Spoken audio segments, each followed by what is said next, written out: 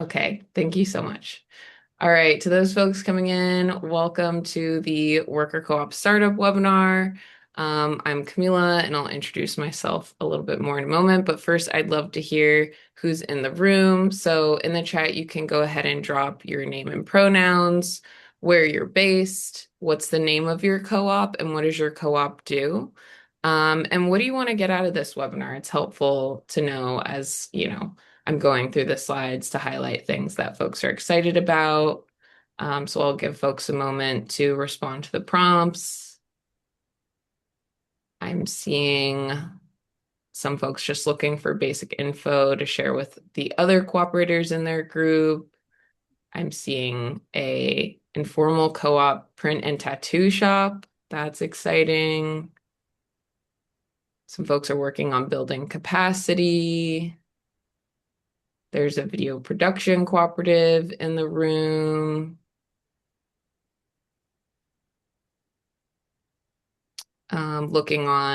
Looking to understand how to design non-extractive revenue sources. Oh, amazing. A board game cafe. We have a lot of different kinds of cooperators in the room with us today, so that's awesome. And as I said, I'm Camila. I use they, them pronouns, and I'm the training and education coordinator here at the US Federation of Worker Co-ops. I'm based in Baltimore, Maryland, and in addition to my work at the Federation doing training and education, I also run my own um, cooperative. And we actually just formally incorporated this past month. We just got our bank account set up today. So it's been very exciting. And we have been operating for around 3 years. So I am really in the thick of it with y'all. I also have prior experience as a worker owner at the Maryland Food Collective, which was in operation for 44 years. And have a general background as an artist and labor organizer. So I'm bringing all of that into the room today to share with y'all and build upon our experiences together. So just so you know, this webinar is run through the Co-op Clinic, which is a program of the U.S. Federation of Worker Co-ops where we provide technical assistance and training for worker co-ops. We have a wonderful group of technical assistance providers called the peer advisors, and they all have lived experience as worker owners, which is unique to our program. That's not necessarily the case with all worker co-op developers. And so, we have a network of peer advisors who have expertise in everything to do with worker co-ops. And after today, you can go ahead and request a free 30-minute consultation with our co-op clinic. Matt is one of our staff members who runs the intake. And during this consultation, you'll get a bunch of resources custom to your worker co-op. And you might also, get to learn about working with us. We can see if a technical assistance contract makes sense to work together on. And if it does, then you'll get a scope of work and we'll go from there. And there's also a lot of resources that we'll get into today that the Co-op Clinic has produced or has linked and shares out. So moving on to types of co-ops. So we're just going to ground the first part of this presentation in the ecosystem of cooperatives and the solidarity economy. Today we're focusing on worker co-ops, but there are two other broad types of co-ops. So consumer, where you buy together, and producer, where you sell products and market together, but you're not necessarily working on building one brand together, which is a worker co-op where the workers own and govern together. So consumer co-ops include groups like REI, which has millions of members, I believe. Also can include food cooperatives, housing cooperatives, credit unions, And producer co-ops include a lot of agricultural co-ops, so like Land of Lakes, Cabot Creamery. In those cases, there are a lot of individual farms that are their own businesses, and then they come together under like Land of Lakes or Cabot Creamery to sell their products. But so they're still their own individual businesses versus worker co-ops, again, where it's like workers under one business. And then there are also multi-stakeholder cooperatives where you have some combination of the three of these under one co-op where there are a few different classes of owners. So why start a worker co-op? A thriving worker co-op embodies good work, fair pay, job security, and community, but it might emphasize one over the others. So I think it's a good prompt to reflect on for y'all of why are you starting a worker co-op? For me and my business Transverse, I co-founded Transverse to be able to work on art more collaboratively, embody my values in a business, and to be part of the solidarity economy. So our business, because I don't think I said it already, is designing art and other sorts of design commissions, also doing like culture work, so facilitation, consulting, training around design for movements for collective liberation.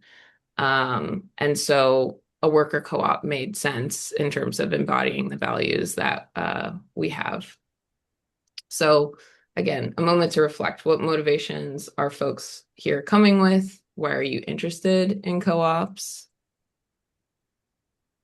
And so to get into it a bit more, worker ownership is essentially two things. It is the jointly owned financial benefit and democratically controlled decision-making power. So in terms of that first part, the jointly owned financial benefit is really about sharing profit in the co-op, which is also called the surplus. And that's where at the end of the year, if your business is profitable, which ideally it is, the worker owners all get to decide where that surplus goes, where that extra profit goes. And so if it's shared among the worker owners, that's called patronage. Then there's also the democratic control over governance. So this doesn't mean that every day-to-day decision is decided by every single worker owner. It means that the big decisions, over the budget, over the direction of the co-op, those are decided democratically. And this can look like many different structures that we'll get into later. And I'll just provide a little bit of nuance that there are some organizations that are one of these, but not the other. So an ESOP, some of y'all might have heard of an ESOP. That is an employee-owned business, but it's not run democratically. So that means like the employees own 51% or more of the shares. So they have this jointly owned financial benefit, but they don't run democratically in terms of their decision-making power.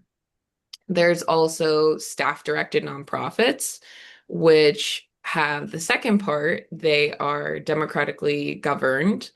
But in a nonprofit, it's in the name. There's no profit. There's no real ownership over the organization. So there can't be a jointly owned financial benefit. Which isn't to say, that's a good or bad thing. It just depends on what your organization is doing. So sometimes it is more appropriate for groups to be a staff-directed nonprofit than a worker co-op, but they are distinct.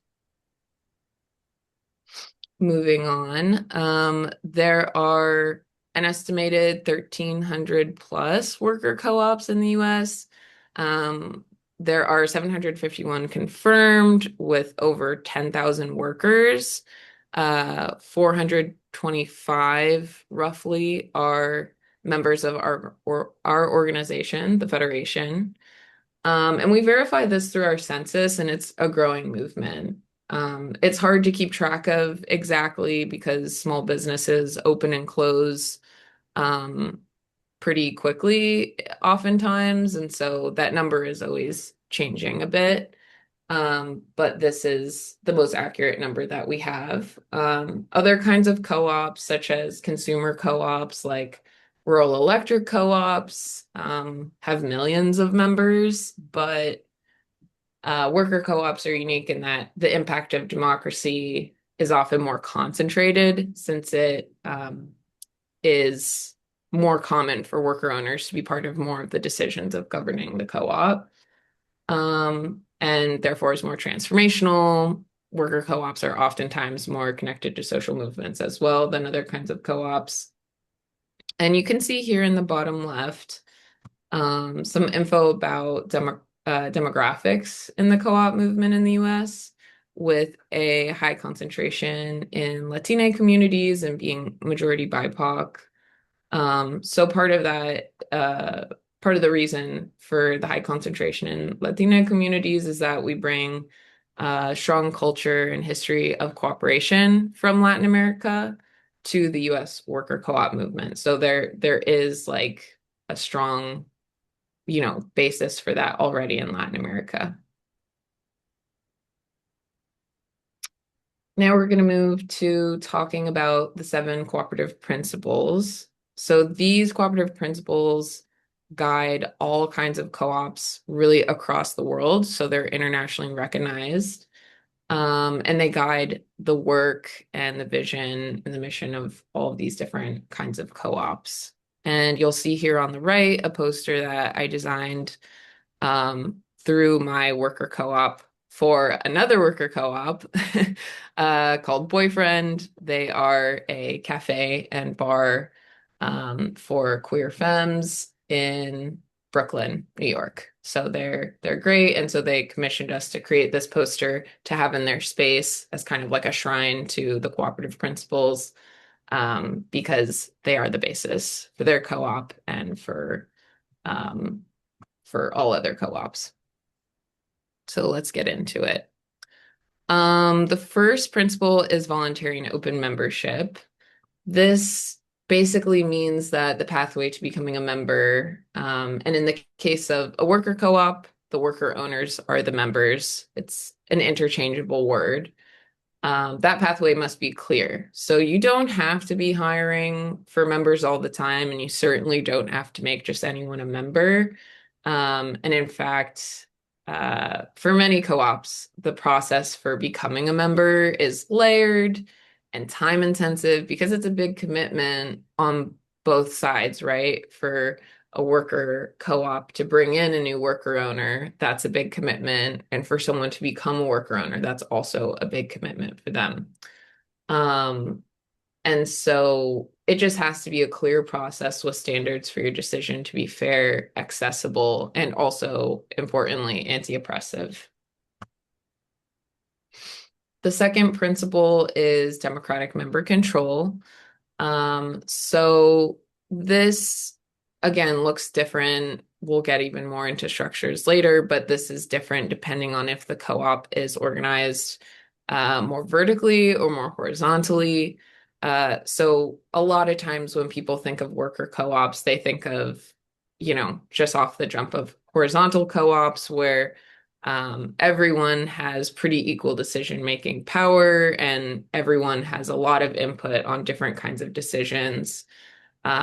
These co-ops often have like weekly meetings or maybe, every 2 weeks. And sometimes this means that all of the membership is on the board if there is a board of the co-op. In a vertical cooperative, this can look more like, there might be a manager, there might be a board comprised of like only a few of the members. So we'll get a little bit into that more later, but regardless of what kind of co-op you are, how it's structured, it's key that for every member, there's only one vote. So one member, one vote is key to worker co-ops. So it doesn't matter if you work more than your fellow worker owner, you both have one vote when it comes to key decisions on governance. And again, just that decision distinction that governance decisions are major. They're like about the long-term direction of the co-op. And then separately, there are operational decisions, which are day-to-day to keep the co-op running. And so governance decisions are really where there has to be the democratic member control, and operational decisions are where there's kind of more flexibility to decide like who's deciding what and how. The third principle is members' economic participation. And for this one, this is about the buy-in. So typically in co-ops, there's a buy-in and there's also profit sharing, which I mentioned before. So for the buy-in, this is also called equity or your share in the co-op. It helps to raise capital, and the amount that a worker owner's share is or the buy-in is in a co-op varies from co-op to co-op because, some industries you're going to be making a lot more money as a worker owner. Some industries or just in some communities, like there's kind of more, you might have more like disenfranchised folks becoming part of the worker co-op. And so maybe you want to make it more accessible. Um, and yeah, so for my worker co-op, we've decided on a $1,000 buy-in. And we've decided that that can be done through a variety of different ways. So it can be paid off within the first year of membership. So some worker co-ops say, actually, you have to give us all the money up front. But that's up to you. We wanted it to be more accessible, so we're having it over a longer period of time. And then there's profit sharing, which, as I said before, this is just where profits at the end of the year, if there are profits, are split into patronage payouts, which depend on the ratio of hours worked. So it wouldn't be something where, like, you have $10,000 in profits, and let's say you have 5 people, you wouldn't just split that equally. You would say, like, okay, this person actually worked way more hours than these other folks. And so that person would get the relative percentage of profits based on how many hours they worked. Um, yeah. And as I said before, if there are questions throughout today, please go ahead and throw them in the chat, and we can either return to them during the Q&A, or Matt can try to answer them, just so folks don't lose their train of thought as they're learning with us today.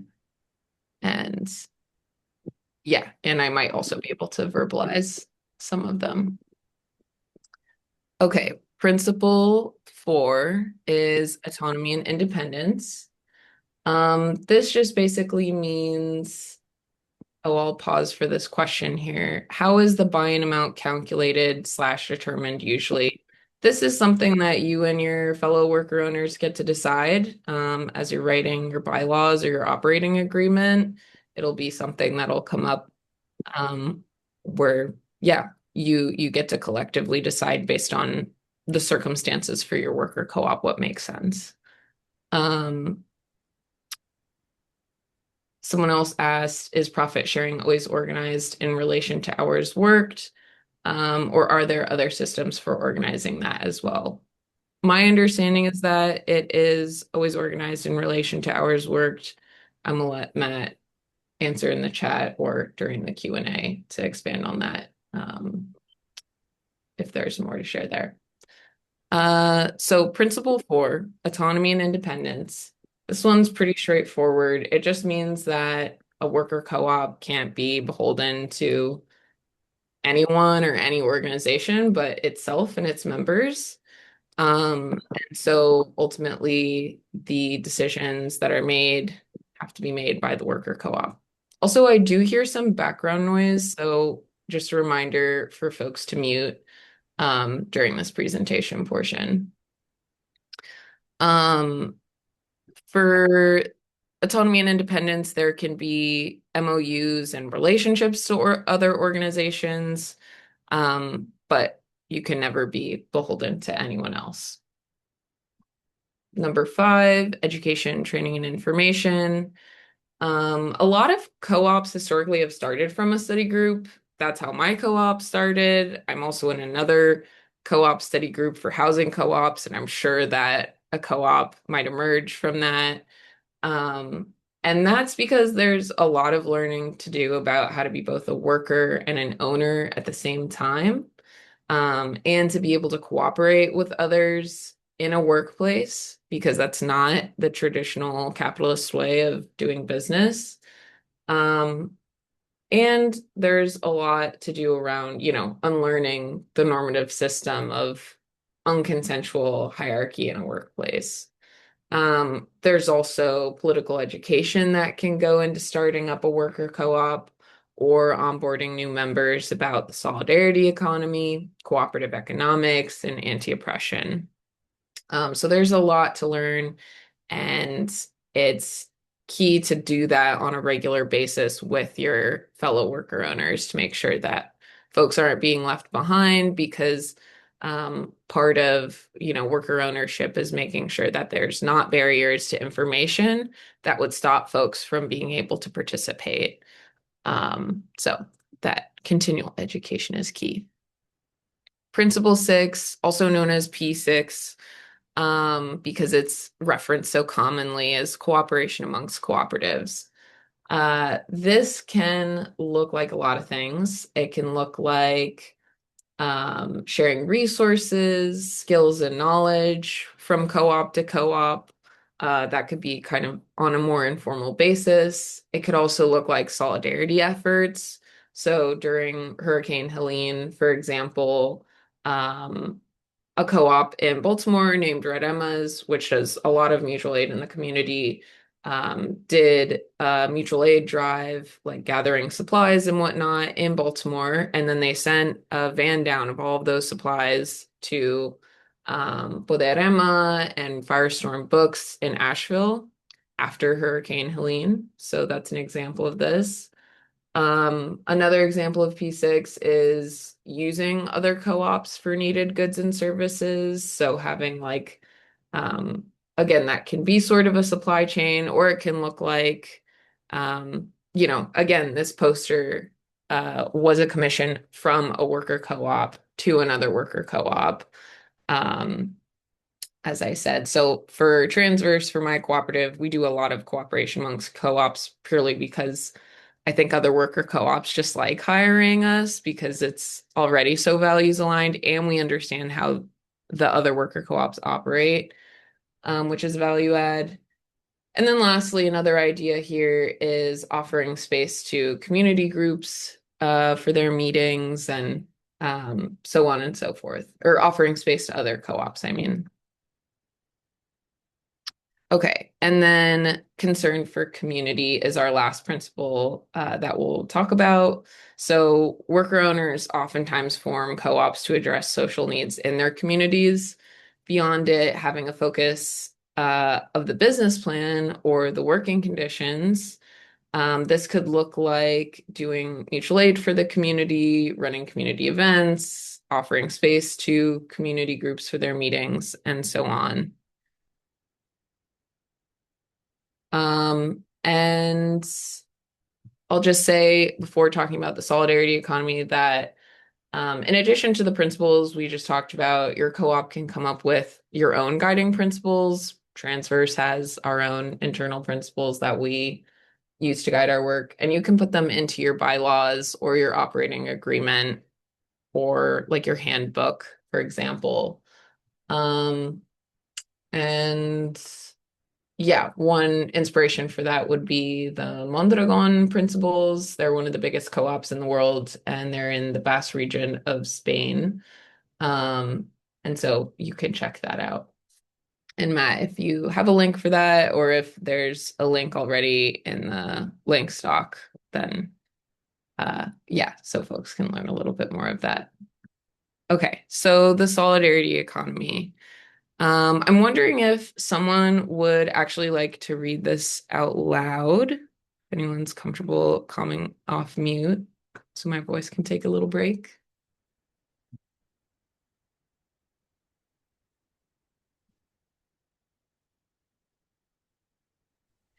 I can read it.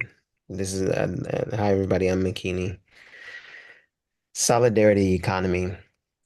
Growing out of social movements in Latin America and the global South, the solidarity economy movement provides real alternatives to capitalism, where communities govern themselves through participatory democracy, cooperative and public ownership, a culture of solidarity and respect for the earth. In our vision, all of the things a community needs can be controlled and governed by everyday people. Thank you. Would someone else be able to read this slide?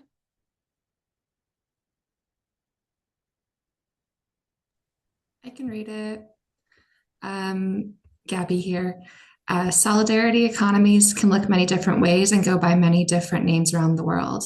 These practices aren't new, but build upon traditions and ancestral practices of collective decision making and resource sharing.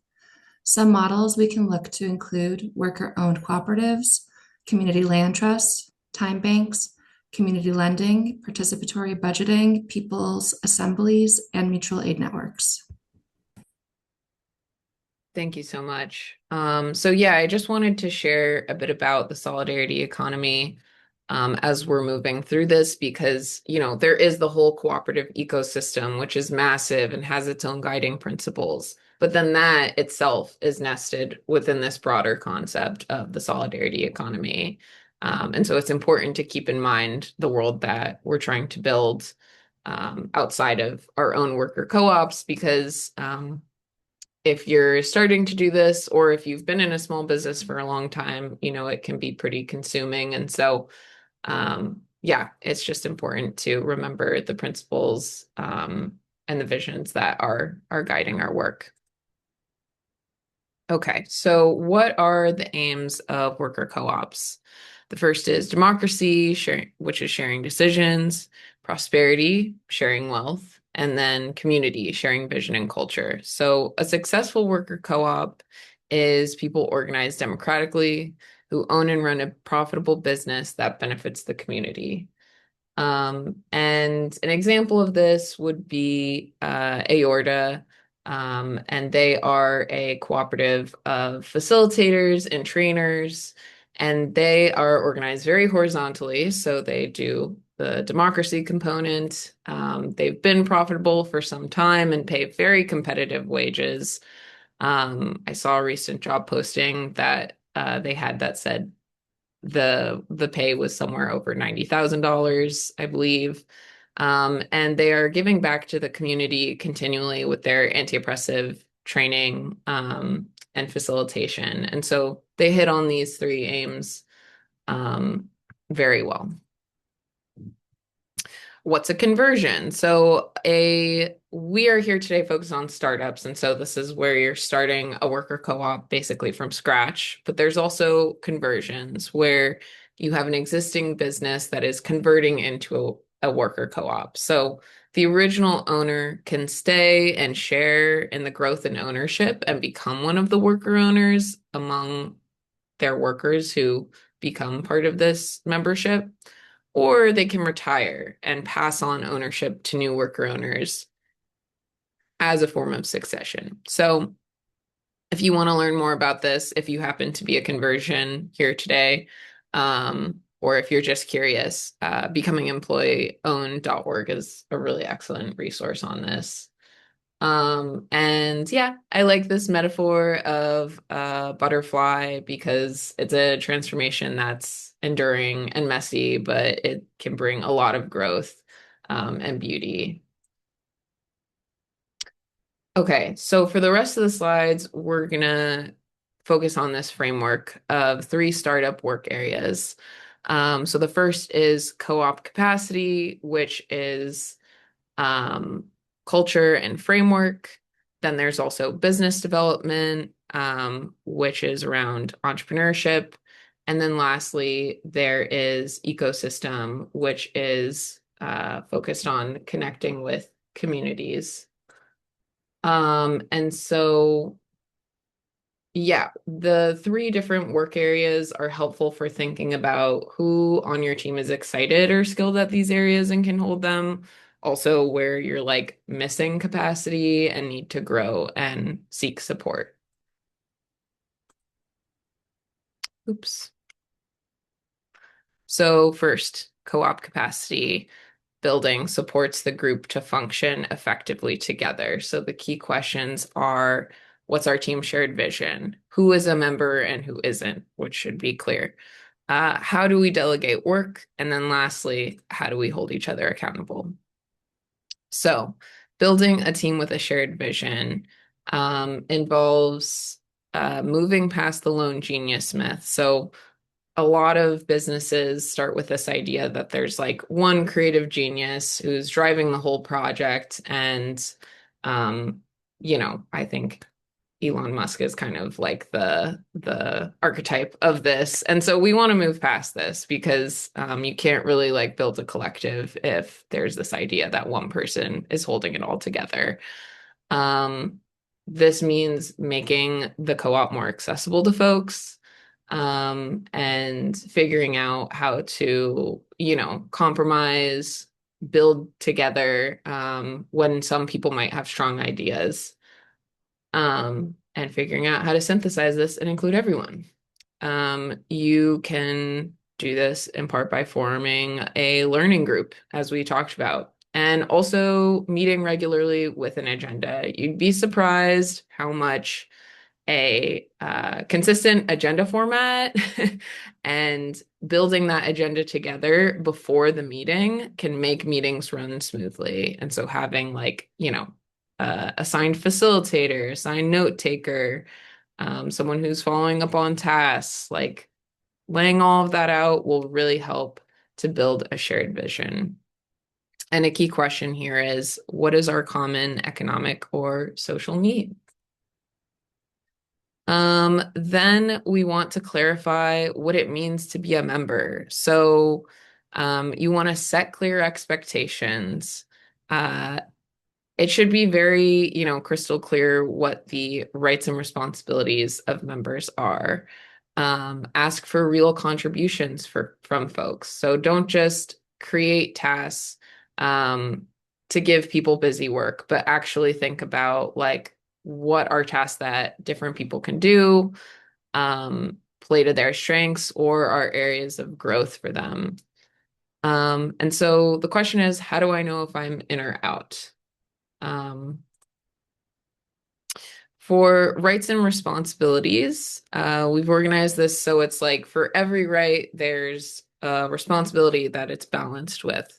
So in terms of financial participation, worker owners have the right to patronage, but also the responsibility of paying that buy-in fee, contributing labor, contributing to designing a collective budget and also following it or updating it, and also um, dealing with losses, financial losses to the business if that is to happen. Then for education, there's, the right to educational opportunities to learn about how to run a small business and specifically a worker co-op. But also there's the responsibility to educate yourself and help educate others. Then you have governance where you have the right to vote. Again, one member, one vote. If there's a board, you have the right to run for the board. You also have the responsibility to vote. And so that can sometimes, maybe feel like a chore, but you want to create a system where it feels like an accessible thing to vote. People understand their proposals, that they're voting on. And if you are creating proposals, that you create good proposals that people can understand and give input on. There's also this term autogestión, which just means like self-governance, self-management. So that's the responsibility. And then lastly, more general participation. So You have the right to accessing and seeing the bylaws or operating agreement, seeing the policies, understanding, the transparent finances. And then there's the responsibility of making all that stuff transparent, as you're contributing to it. And some of these rights and responsibilities depends on your role in the co-op, right? So if you are if you have a system where one person is mostly in charge of finances, then you're going to have a lot more of these responsibilities around making finances transparent. Some co-ops have it where those are rotating roles. So it just depends on how your roles are set up. You got to learn to delegate work. So coming back to this, don't let one person do it all. If you're good at something, teach it to other people, because otherwise you're going to keep doing that thing forever and ever. And that's going to build a power dynamic within your co-op. So this is part of finding real tasks for everyone, is making sure that people understand the tasks that they have, that they're able to do them. And part of this is expecting it to be unfamiliar and difficult, and that's part of the beauty of this, because it means a lot of growth for everyone. So the question is, how can we all engage and contribute? And then there is practicing accountability. So give task names and due dates. Make it very clear what the task is and when it's expected to be done by. Also, good to know if that due date is arbitrary or not, because sometimes due dates are, flexible, and other times they really aren't. It's important to have a system of checking in on everyone. So, if you have a weekly meeting, it can be good to build in a system where you check in on the tasks that you assigned last week and say, where are they at? Give a status update. Or you can have a system where if you have committees or if folks are holding different roles, having a section in your regular meeting where folks report out on the work that they're doing. And then it's also really important to celebrate accomplishments. So if you, have assigned something to someone and they're not doing it, you don't want to necessarily be punitive. You want to make sure they feel encouraged and supported, and that you understand how to make them effective in their work, right? And so if someone is doing well, celebrate that. If the co-op is achieving things, celebrate that. For example, I'm planning to go out to dinner tomorrow with my co-founder to celebrate our incorporation and bank account and accounting systems being all formally set up, because it's been a long road to get here and we deserve a nice treat. So celebrate in the ways that you can. Yeah. All right. We have a little story time. This is a totally fake co-op, but it's built off of many real world examples. This is a fictitious example of a co-op that let accountability slide. They were so excited about their llama and pepper farm, and fruit farm, that they got started with unclear roles. They were all friends, so they figured, it was good, fun work. And, they just had a natural rhythm of doing things. The meetings were a mess. Some tasks were not getting done and were getting dropped, which led to resentment. So they took a step back and developed better systems that included work plans, job descriptions, evaluations for new members at the 3 and 6 month period, and then for everyone else, an annual evaluation. And at the end of each meeting, they had a task list. And at the beginning of the next meeting, they had a follow-up to that task list to say, where are folks at? They went above and beyond, developed a grievance procedure and removal process. And then they were able to flourish with their llamas and their oranges and fruit and watermelon, with that foundation of support set up. And of course, building a business is an ongoing project. And so they updated these processes in the following years based on what continued to work. All right, our next work area is business development, which makes sure the cooperative is financially viable. So, how do we create value for our customers? What's the right legal form? How do we raise startup capital? And what should management look like? So, this is pretty important because I think a lot of co-ops get started with the ideals of the business, but not necessarily thinking about, making this a financially sustainable project. And so it's important to think about, a business is really offering products or services for someone else. So what is that value you're bringing to your customers?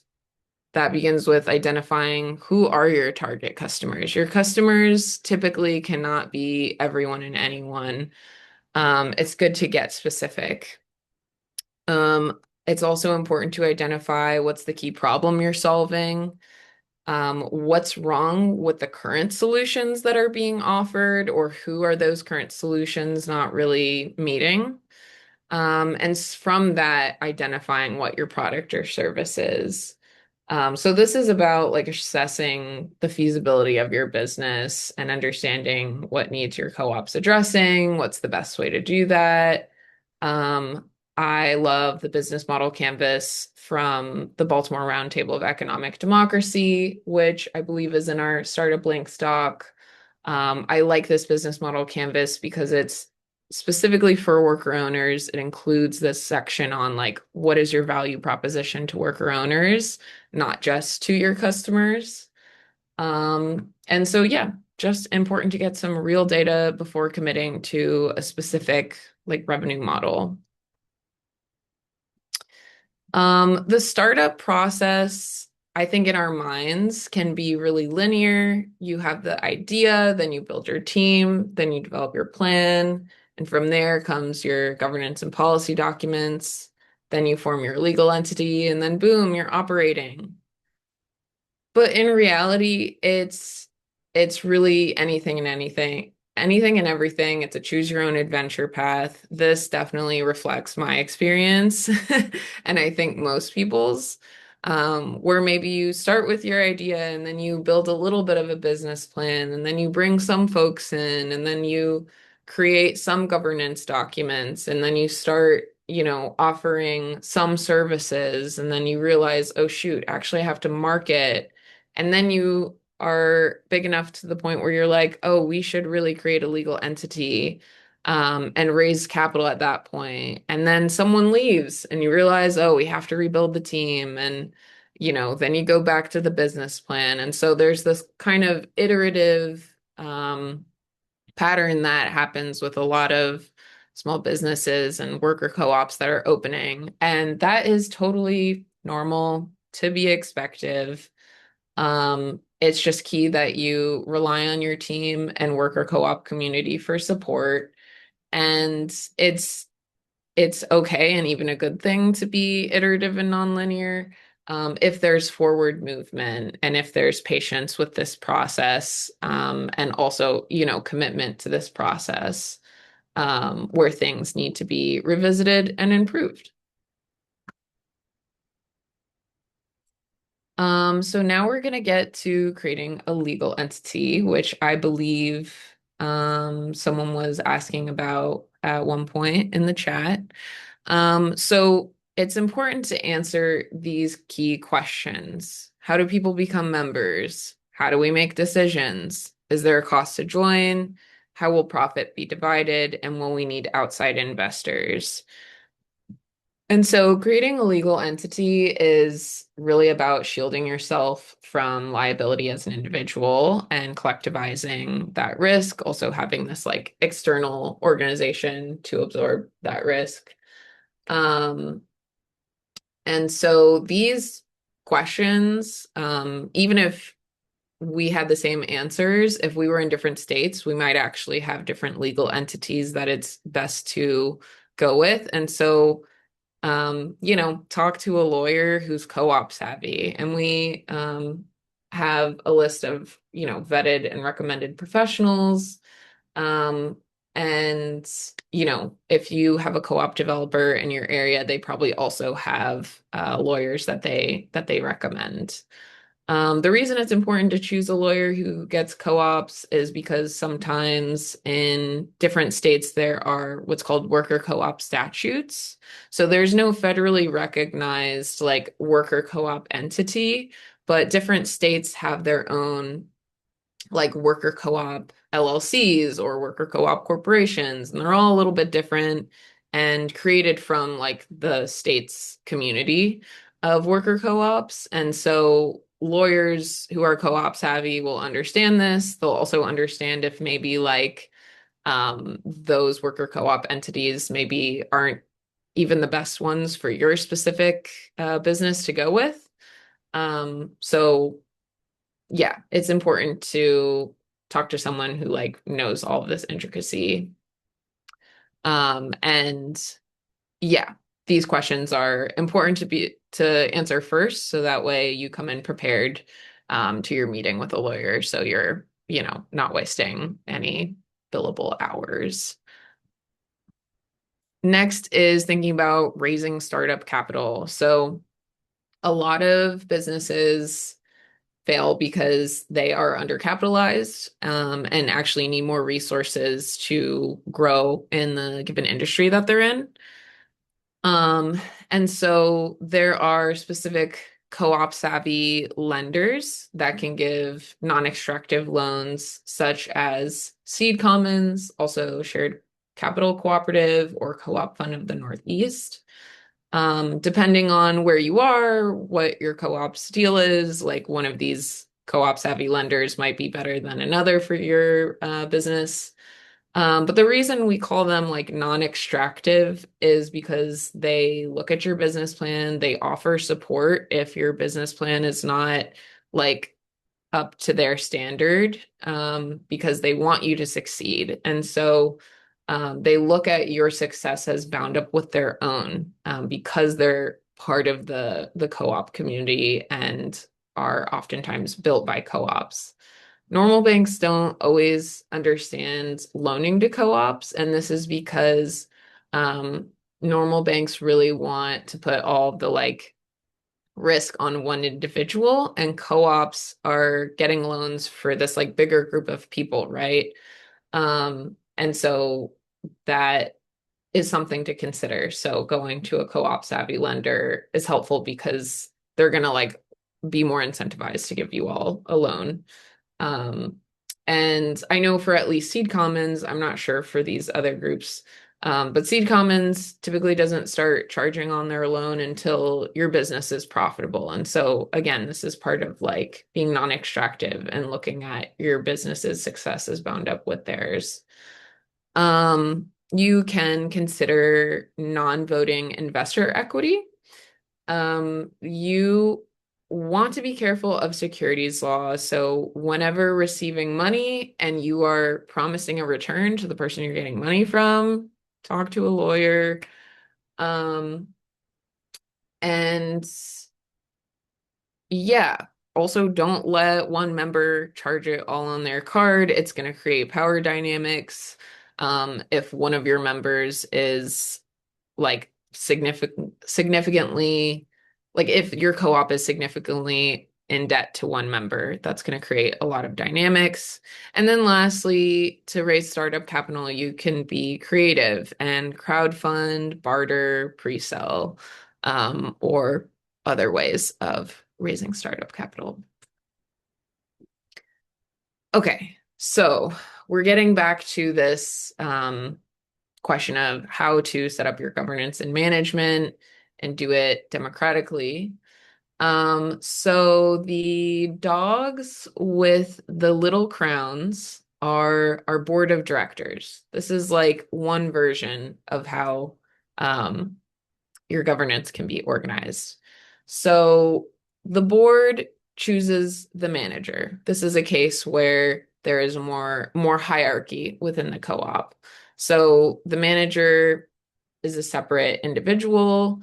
The manager is implementing the strategy that's designed by the board. And then the manager says to the worker owners, do your jobs. They're the ones like guiding the worker owners to do their jobs.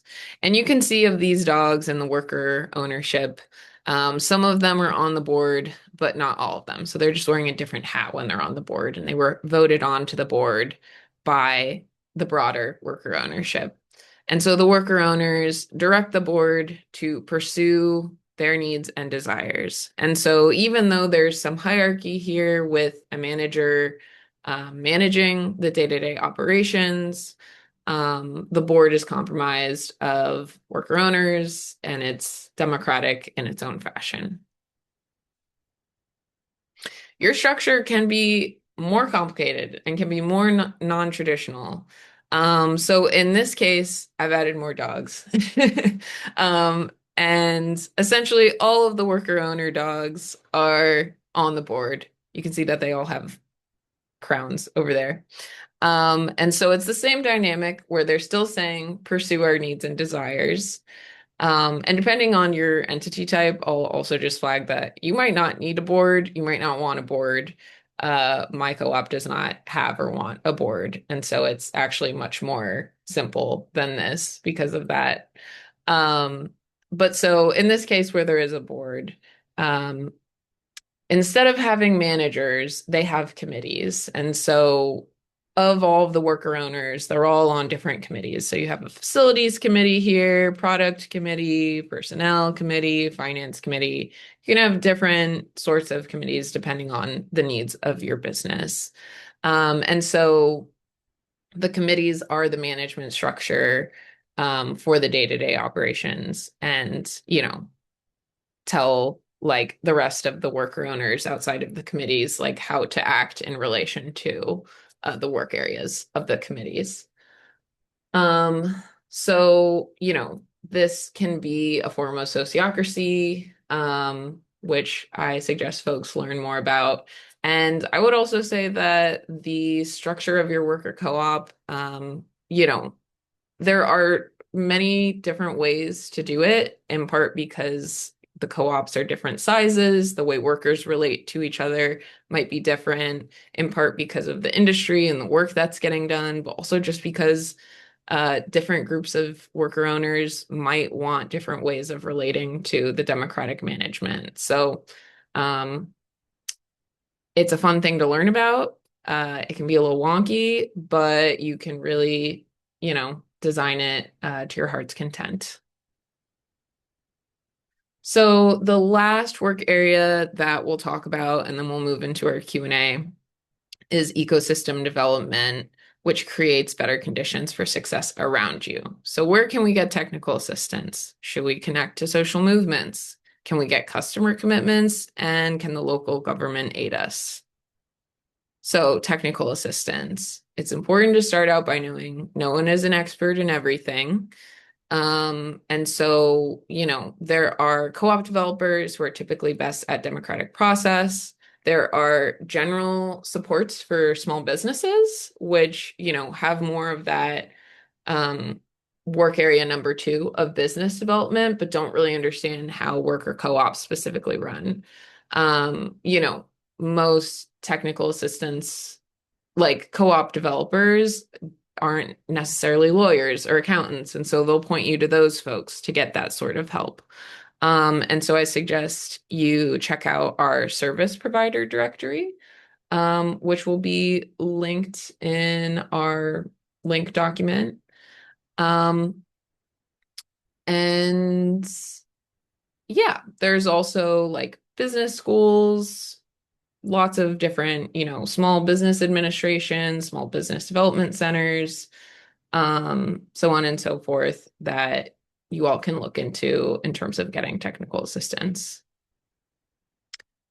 Next is connecting to social movements. So your co-op can be a catalyst for change. It might be the reason why you started your co-op, but it takes effort to sustain that vision. So you want to hire folks with this in mind, even if it's not always connected to their exact role or the way that they're doing their work on the day-to-day. If you have a broader social movement, commitment or a broader vision, then you want to hire with that in mind or onboard with that in mind. So like if there's a gap in folks' knowledge or skills, just making sure to like bring that in. And you want to be accountable to live up to your vision of social change. Um, Co-ops can also can often lose this over time. So you want to have like a continual process of training for this. And, you know, if you have a committee structure, for example, maybe one of your committees is dedicated to mutual aid, social movements, cooperation amongst co-ops, so on and so forth. These are some examples of co-ops that do this really well. So Cooperation Jackson, Mandela Foods Cooperative, and lastly, Design Action Collective. And I'll just shout out Design Action Collective specifically because their work is pretty similar to my co-op's work, except that they focus more on like web development and we focus a bit more on like tangible pieces of art. So we do, you know, murals, for example, and they do websites. But they serve, you know, movements for collective liberation, which we also serve, and they do design work, and so do we. And so I'm shouting them out because we came to them as we were starting out and we're like, we would love to get your support and advice on how to do this thing. And they were very generous with their time on that. So just saying that to say that worker co-ops are oftentimes very generous with their time and knowledge and expertise with new worker co-ops. So reach out, build community if you want to learn from folks who've been doing this for a long time. Also within this idea of connection to social movements is union co-ops. So we have a union co-ops council here at the Federation that is quite active. The website for that is unioncoops.org. A lot of times when I ask folks, do you know what a worker co-op is? They start talking about unions and they think that's what a worker co-op is. But they are distinct things. And so the benefits of them working together include the fact that unions have a lot of resources and experience, especially the bigger ones. It's another layer or perspective of worker protection. So when a co-op is unionized and they have a union contract, it is oftentimes looking at different things, and it's a different perspective of how to get to better working conditions than a worker co-op is. And so when you have a unionized worker co-op, that can give extra support to the co-op being a great workplace for the worker owners. There's also a layer of just having a lot of organizing power and industry impact. And I'll name that Cooperative Home Care Associates. They have a union co-op model and work with SEIU as their union. And they've had a national impact of wages and working conditions bettering in the home care industry and have had a campaign around this. So there is a lot of work already being done in terms of this. All right, next is customer input and commitment. So you can sell coupons for the future as a fundraiser, win contracts at anchor institutions, and engage customers by polls, forums, social media, etc. So these are all ways of like getting your customers to, you know, give input into your business and get commitments before you start business to understand what people need and to get also potentially some startup capital through coupons. And, you know, these days, winning contracts at acre institutions, this can mean like with hospitals, you know, big foundations, universities, so on and so forth. They oftentimes have big contracts and are places to look that you might not think otherwise for a customer commitment. And then lastly within here is aligning with government goals. So you can become a preferred vendor of the government depending on what your industry is. Also hiring to support workforce development initiatives, as those initiatives are all about creating jobs and training people, which is what a co-op does, and seeing if geographic incentives exist within, government goals, which can be beneficial to y'all. So, for example, there might be beautification projects that have funds set aside um, that your co-op could tap into if you do like design work or construction or anything like that. Um, and so all of these three different work areas, co-op capacity, business development, and ecosystem, it's important to play to your strengths and get support for your weaknesses. Um, and, remembering that it's okay to, hire for specific work areas within this. It's important to think about like who within your worker ownership currently is good at one or another.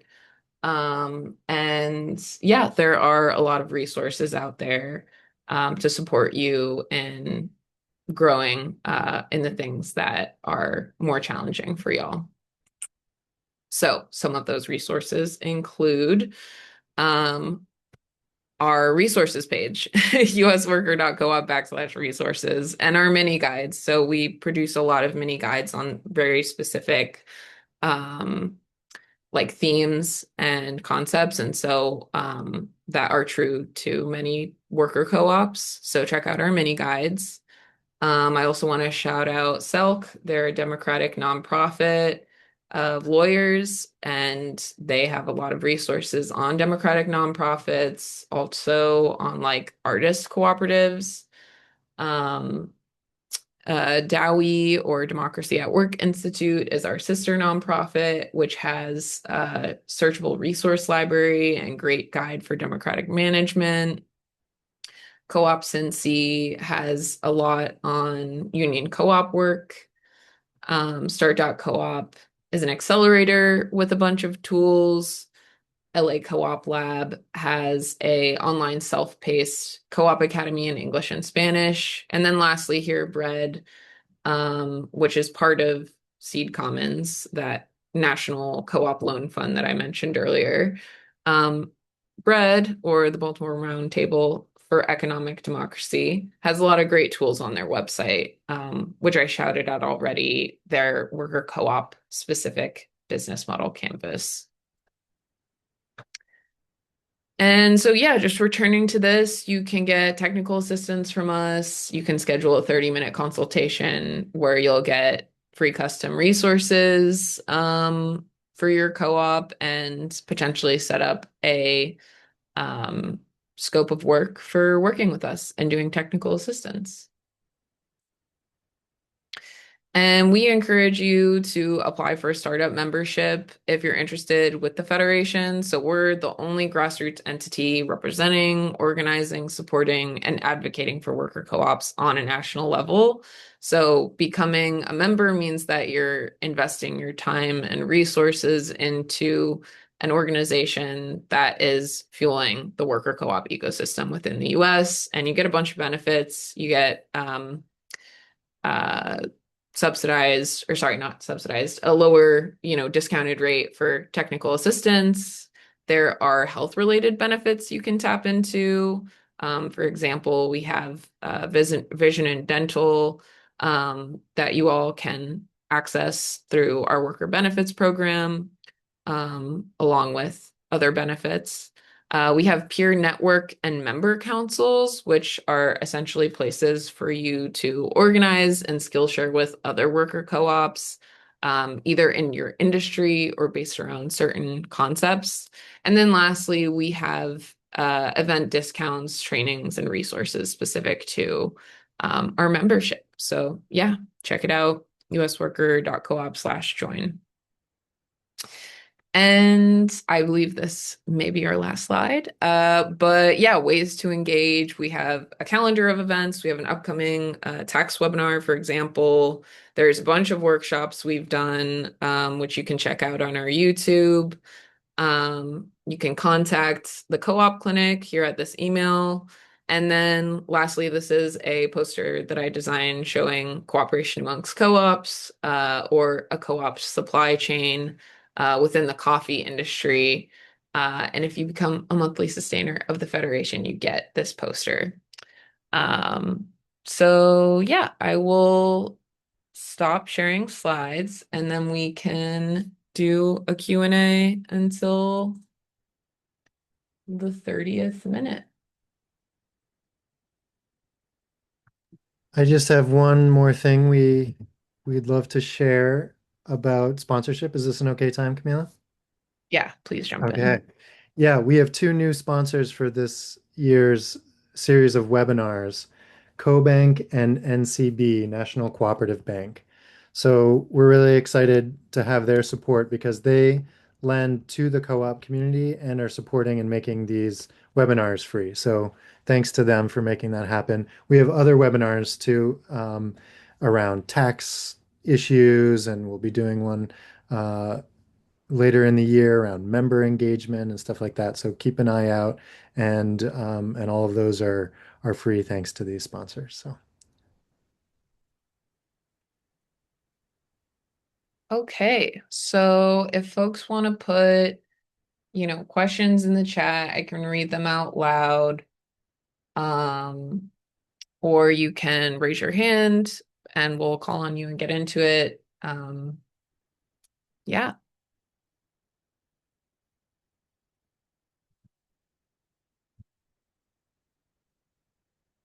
I see one question that I will answer in the chat. Can anyone recommend another cooperative print shop, digital or screen printing? We do both, or tattoo shop that we can get in touch with. We actually have a really thorough directory of the worker co-ops in the US that we know of, which maybe Matt can drop in the chat. And so I have my personal recommendation is Radix, Radix, for a cooperative print shop. Um, they are also a union shop and have been doing this work for a while. In terms of a tattoo shop, I'm not sure, but there is a piercing cooperative here in Baltimore called Ceremony Piercing, that is relatively new. They've been around for like a year or two. So yeah, either of those I'd recommend or checking out our online directory. Um, I see another question. What co-ops do you all believe to have really great anti-oppressive bylaws that we can use as a guide? Matt, do you have any thoughts on this one? so there's only so much you can do in your bylaws to make it anti-oppressive. Um, I'd say a few areas you can really go strong on anti-oppression is values. You can put those right in the top of your bylaws and say these are our principles or values in there, right? And there's plenty of space that you can do if that's a pretty permanent thing you have in your co-op. Again, bylaws are your kind of your founding governance documents for long-term policy and how you work on the internal side of things. And then it really depends on what structure you think is most anti-oppressive or is working best for your group. But if you reach out to us at clinic@usworker.coop with a little bit more info, like we want to be, we have a manager, we're doing a horizontal process, or we, want to have a board of directors or whatever, and we could help find some good examples of bylaws that fit your structure and especially ones that have incorporated, anti-oppressive principles and wherever they can. I think other areas are to really explain how conflict facilitation happens or when there is conflict. It's not a if or it's a when there is conflict. How your group deals with it. That's another area where oppression really shows up. And so we have some good examples. We have a mini guide that, offers some suggestions on how to incorporate uh, anti-oppression principles into the conflict facilitation. What belongs in your bylaws, what belongs as a separate policy, all of that kind of stuff. Trying to think of the Sustainable Economies Law Center. It's a resource that Camila mentioned, uh, has really good tools for building bylaws and operating agreements, and is a good place to start as well for that. Theselc.org.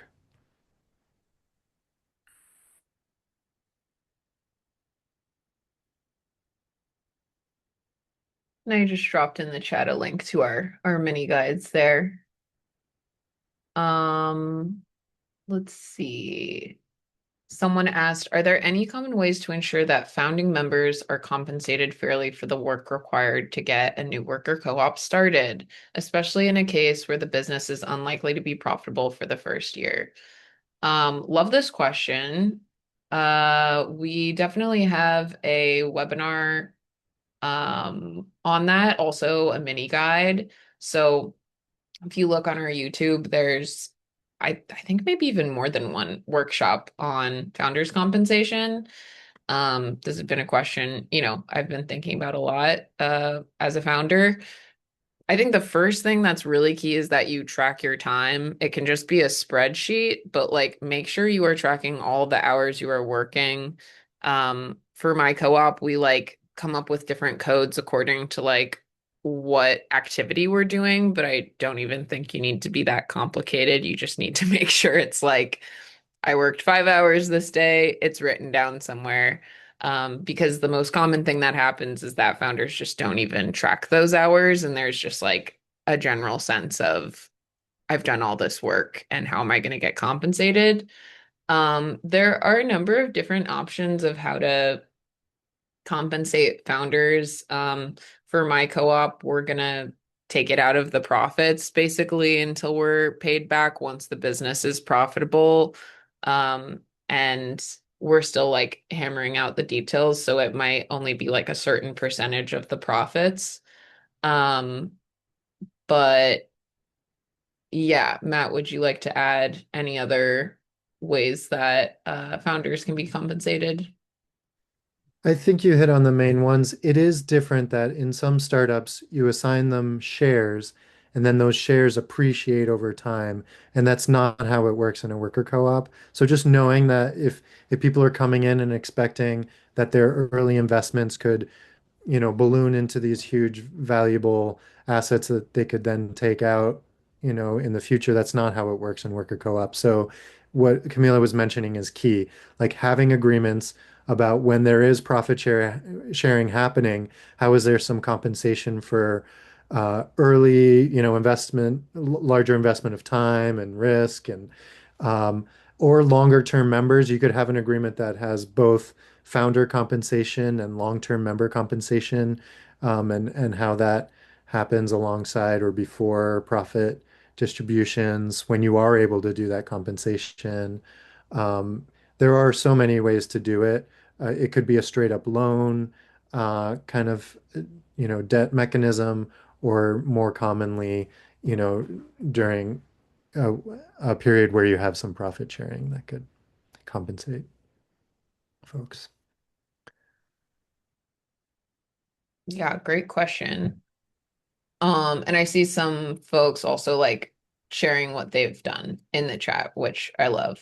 Um, would anyone have any other questions in the chat or feel free I have to? a, I have a question. One thing as I started getting into the process of researching how I should line this up, became clear for what I'm trying to do for a recording studio that there needs to be a cap on membership, just because there's just not enough hours for people to share a space that way. But I'm interested in any challenges that somebody who does a service co-op, like design shop or tattooing or anything like that, where you're not actually selling a product per se, where you're not manufacturing X number of units and hoping to sell them at a profit. Is there anything I should look out for in the founding stages of this before we start looking into incorporating officially and getting the membership tiers, structured in a way that helps? Is there anything service industry co-ops or service co-ops need to look at more than product? Yeah, I mean that's my co-op for sure because we do commissions and each commission is like entirely different. from the last one, and we're like going to do merchandise, but that's not where we're at just yet. And so it's more of like a service, also because we do consulting and facilitation.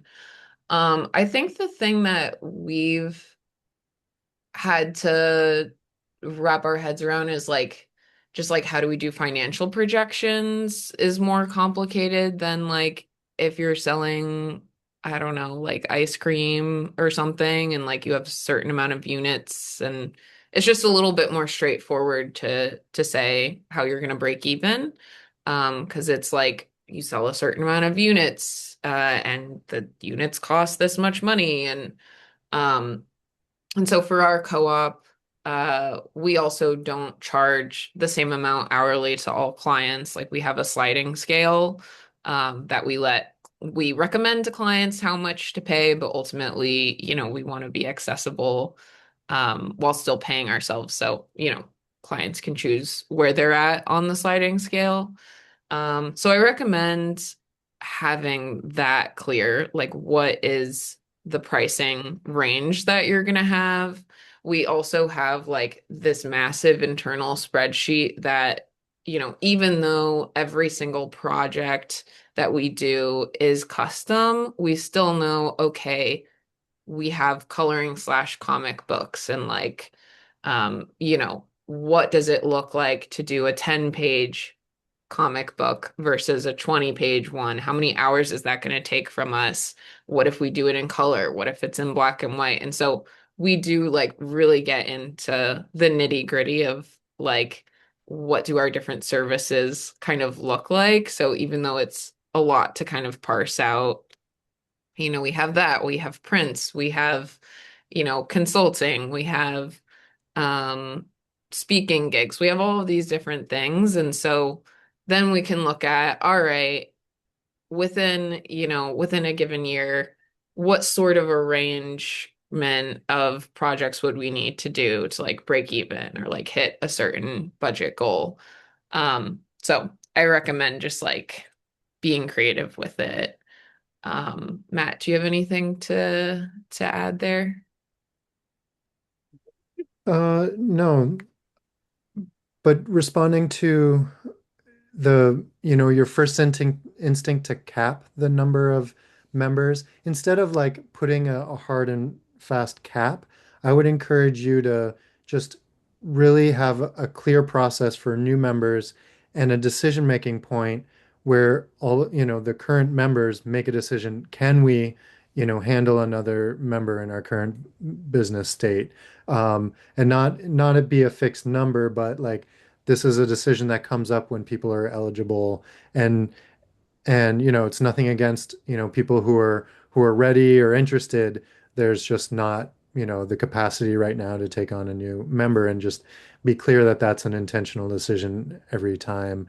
um, and there should be a very intentional decision about who is a really good fit as a member too, beyond being someone who's contributing or somehow affiliated with the co-op. So that there should be a pretty high bar on for membership, acceptance of new members, especially for service-based small co-ops. Yeah, I mean, my main inclination was to try to cover the overhead initially with X number of members paying a membership fee for whatever tier they choose, like a three-tier access plan, with the board being the top tier. So I'm kind of working through and seeing how it's going to work. I do intend to get in touch with you and start doing some consultation with the Federation. So you'll be hearing from me. Great. Love to hear that. We have another question in the chat. Similar to the previous question, is there anything co-ops working predominantly with children need to look into specifically, and foundational work? I'm not sure what "and foundational work" means, so maybe if you want to clarify that in the chat. But in terms of working with children, I think the main thing that comes to mind is like any legal compliance stuff. Like you might have to do background checks of your members and have certain certifications, and like be able to administer first aid, and legal compliance around like what medications you're allowed to give versus not. And so there's just a lot of stuff like that when it comes to doing childcare. Yeah, anything to clarify about that question, or Matt, anything you want to add in there?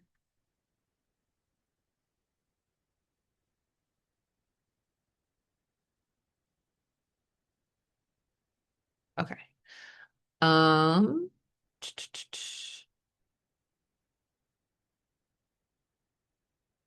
okay. Any other questions in the chat, or feel free to just hop in. There were earlier questions about the difference between LLCs and cooperative corporations, and you covered the main approach earlier, Camila, when you said answer these questions, find a lawyer, and have a lawyer help you decide the two.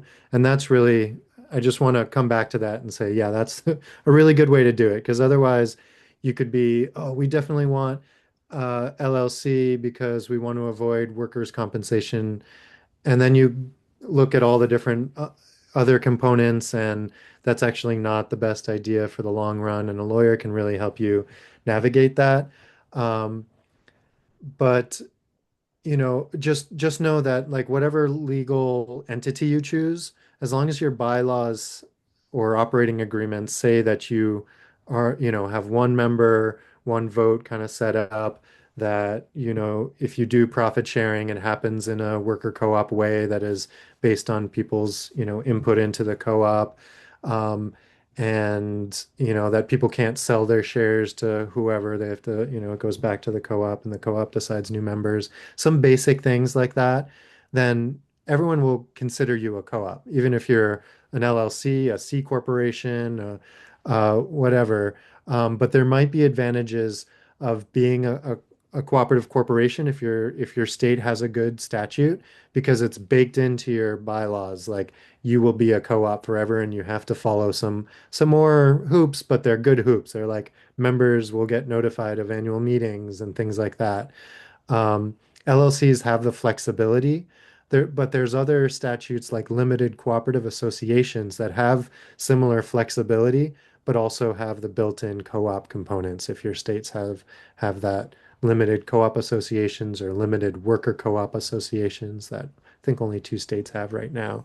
So, answer some questions. This is ideally how we want to run, and then find a lawyer to help you find the right statute for you.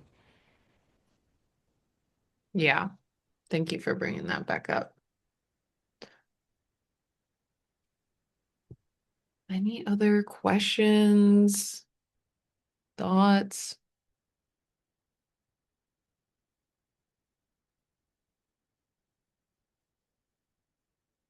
We have just enough time for like one or two more, if folks have anything.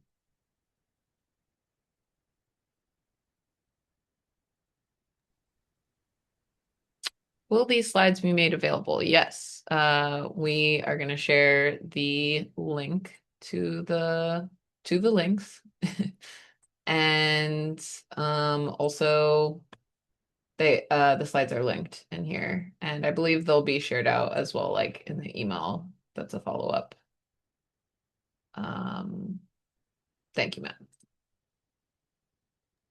Can I ask a really quick question in the last few minutes? I was working for a worker-owned or with a worker-owned co-op up until recently when I left, but it was very top-down feeling, and there was a lot of the same kind of like demoralization and apathy that you see in just like a lot of normal companies. And so a group of like non-management workers were in the process of sort of trying to like proto-unionize it. And we encountered a lot of sort of like challenges around that process because there was so much ambiguity around like who was management and who was non-management, which was sort of part of like a other issue in the co-op was like lack of clarity around roles and responsibilities, which is a different topic or subject, but was being implicated in that kind of dynamic. It's made me really interested in the unionized co-op movement for that reason. And is there a good, I think maybe earlier you dropped like a resource around that, and maybe the clinic is also a good resource to learn more about that. But we were encountering that challenge amongst others. a lot of people told us initially, like when we started to go to worker circles and ask about unionization processes, that we couldn't even unionize since we were technically co-owners, but we were like 1% owners as trial members. It's a big question. I'm just curious to hear your guys' thoughts on it all.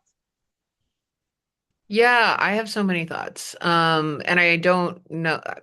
A lot of my thoughts are like predicated on specific questions about your setup. But I will just say that like I have noticed within the worker co-op movement, like this, like there can be a bypassing sometimes of like, well, we're a co-op, therefore we don't need to unionize. And unions can within a union co-op, like you can have the union represent the worker owners, and the worker owners can negotiate with the board, or they can negotiate with like one worker owner who's designated as management. Like there's so many ways to be creative about that. But also a union can represent the non-worker owners. So that can be the probationary members who have not yet become worker owners, that can represent folks who will never become worker owners for one reason or another. And so I think what you're saying is correct, but I think a lot of times worker co-ops like just don't have that education and don't have that understanding that like, oh, there is a use for a union, you know. And so I think the path that you're on is great to learning more about this.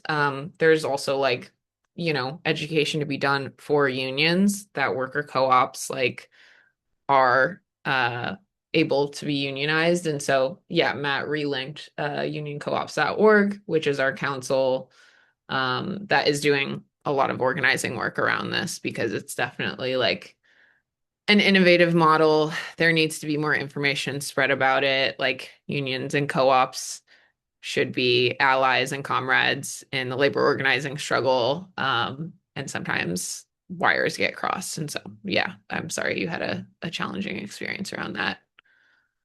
Um, yeah. And as folks are heading out, because I believe we are at time, we'll just reshare the survey and the resources and link document.